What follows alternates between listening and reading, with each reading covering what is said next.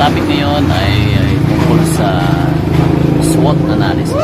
Paano natin gagamitin ang ating mga skills sa vlogger? Paano natin kukonek ang ating paano kukonek ang SWOT analysis sa pagiging vlogger? Pwede ba yan? Tingin mo pwede ba yan? Kasi ang SWOT analysis ay ginagamit sa mga business.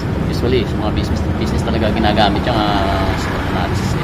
Dahil pinaplano nila kung ano yung strength, weakness ng internal company at yung external ang tinatawag na threats at opportunities. Opportunities at yung threats. Okay. Ngayon, sa ating mga start ng vlog, try natin gamitin para sa improvement ng ating skills as vlogger. Ang una natin gagawin dyan ay isulat mo yung S mo, yung strength. Ano ba yung mga strength mo? Halimbawa, magaling kang mag-isip ng idea, magaling kang magsalita, magaling kang kumanta, magaling kang sumayaw. Ano ba yung skills mo? Magaling kang magluto. Ano ba yung mga nandyan? Magaling kang magtinda, magaling kang mag-advise. Sulat mo lahat. Tapos sa kabilang kabilang banda, yung weakness. Ano ba yung weakness mo? Ay, hindi ako magaling magsalita. Alas yung kabaliktaran naman, mahihain ako. Ganon. Nangyari. Nadali ka ng ola. Ganon, di ba? Bakit na yung weakness yun? Nadali ka ng ola. E di gawin mong vlog para, di ba? Ganon ba? Tapos nangyari hindi naman ako mayaman. Ganon, di ba? Sample lang naman. Pwede ba yun?